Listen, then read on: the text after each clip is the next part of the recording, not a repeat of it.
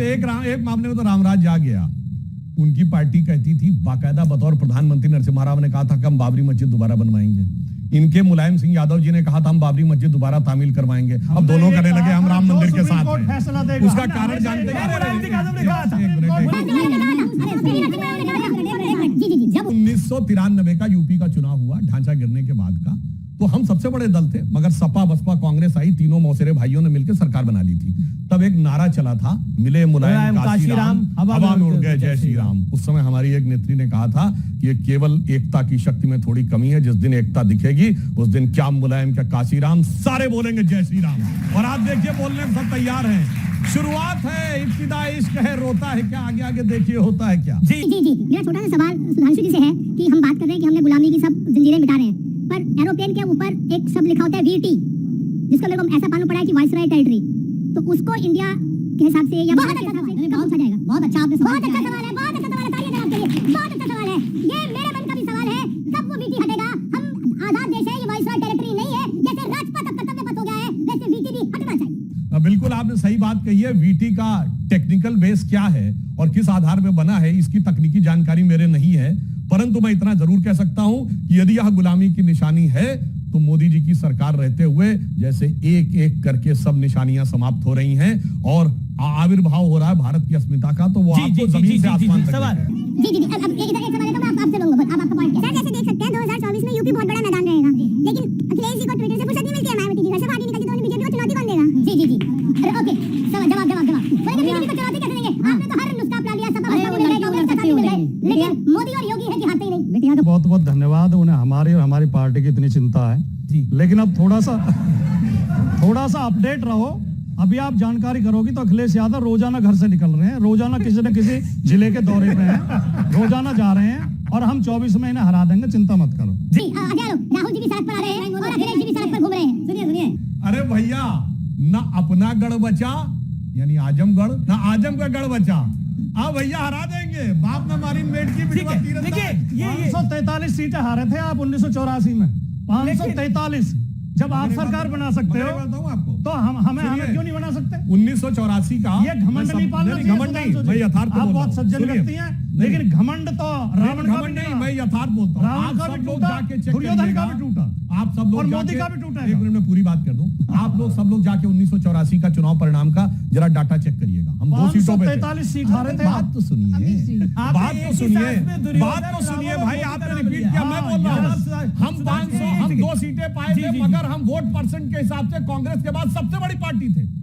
हमारा 9.5% वोट था ना, जो आपकी पार्टी का था ना किसी और का था, जाके चेक कर लीजिए। उसी आधार पे हम 19.5% वोट के साथ अगली बार 120 की छलांग मारे, 86 की छलांग मारे थे, फिर उसके बाद 120 की छलांग मारे। ठीक है, सवाल नंबर 2 की पार्टी वोट शेयर में से फिर मैं अजय लोग की बात 9% वोट में देखो सुधांशु जी उछल-उछल के बता रहे हैं। भैया आपका 2 भी नहीं था। 37% है यूपी में, 37% नहीं था उस जमाने में। 9% का कितना उछल रहे हैं? हम नंबर 2 की पार्टी 37% वाले, ये भी नंबर 2 है। हमारे 125 सीट है, ठीक है 125 हम सड़क की जो सवाल था तो जवाब 20 सेकंड का जवाब। वो कह रहे हैं कि देखिए सब सड़क पर है, राहुल जी को बीजेपी सड़क पर ले आई है, मतलब अब उनको भी यात्रा निकालनी पड़ रही है, अखिलेश जी भी घूम रहे हैं। क्या आपको लगता है कि वाकई मजबूर कर दिया नरेंद्र मोदी ने राहुल गांधी को 5 महीने देश में रहने के लिए? 150 दिन 3600 किलोमीटर की पद यात्रा, 150 दिन 3600 किलोमीटर की पद यात्रा आज तक किसी भी पॉलिटिकल पार्टी में नहीं करी है। उस वजह से इधर से कोई फुदकेगा, बोलने दीजिए, इधर से कोई फुदकेगा, उधर से कोई फुदकेगा, बिल्कुल। और जिस तरीके से अरे मोदी जी क्या मजबूर करेंगे? मोदी जी इस समय देश को मजबूर कर दिया है, क्योंकि पैदा होने से लेकर मरने तक, कफन तक पे इन्होंने टैक्स लगा दिया है। मजबूर तो देश का इंसान हो गया है। मैं एक दोहा कहूंगा जी, और अच्छा दोहा कहूंगा, मुझे लगता है कि लोग समझ जाएंगे। घाटे घाटे सब घूमत था, पानी पूछत न कोई, घाटे घाटे सब घूमत था, पानी पूछत न कोई, लक्षण ऐसे प्रकट हैं, आपस में सटत न कोई।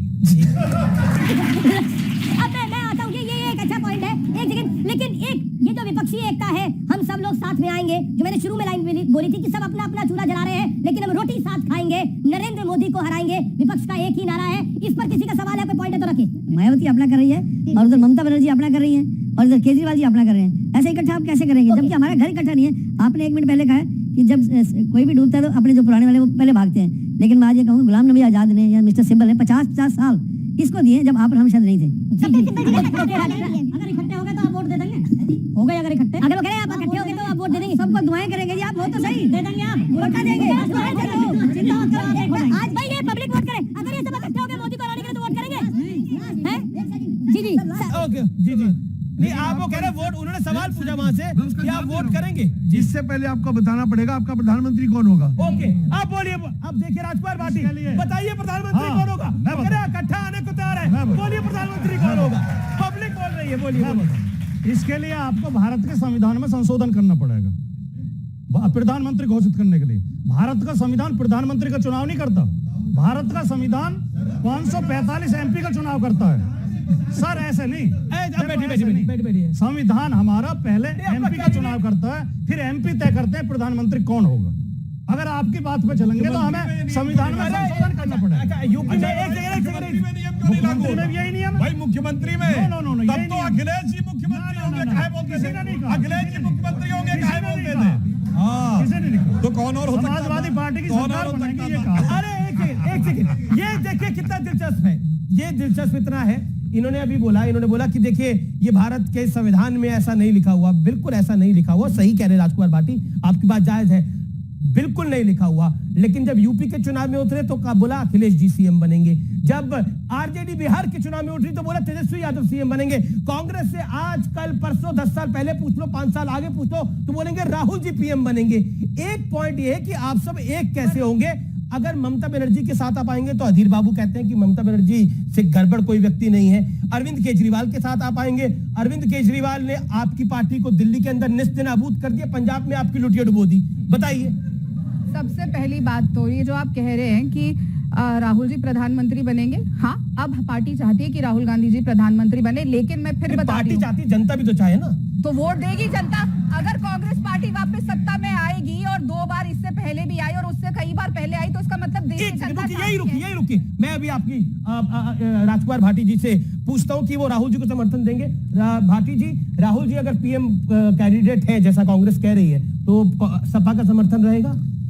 2024 में एक मोर्चा बनेगा मजबूत विपक्ष का, नेता मिलकर जिसे भी तय करेंगे, हमें कोई आपत्ति नहीं है। राहुल जी को अगर राहुल गांधी का नाम तय होगा तो हमें राहुल गांधी पे भी आपत्ति नहीं है, नीतीश पर अभी तय नहीं हुआ, नीतीश कुमार पे भी आपत्ति जी अभी तय नहीं है। क्योंकि आपने मेरे को बात कंप्लीट नहीं करने दी। मैंने कहा कांग्रेस पार्टी चाहती है कि हमारे नेता राहुल गांधी जी प्रधानमंत्री बने, लेकिन जब सारा विपक्ष इकट्ठा आएगा, और मैं मानती हूं कि अरविंद केजरीवाल उसमें नहीं है, क्योंकि जब सारा विपक्ष इकट्ठा होके भाजपा के खिलाफ देश के प्रेसिडेंट को चिट्ठी लिख रहा था और बता रहा था कि किस तरीके से ये लोग ईडी सीबीआई को 2 हाथ की तरह इस्तेमाल करते हैं विपक्षियों के खिलाफ, तो अरविंद केजरीवाल और उनकी पार्टी के मुंह में दही जम गई थी और वो घर बैठे हुए थे। तो मतलब आप कह रही हैं कि अगर ये सब लोग डिसाइड करेंगे कि राहुल पीएम नहीं बनेंगे तो आप मान जाएंगे?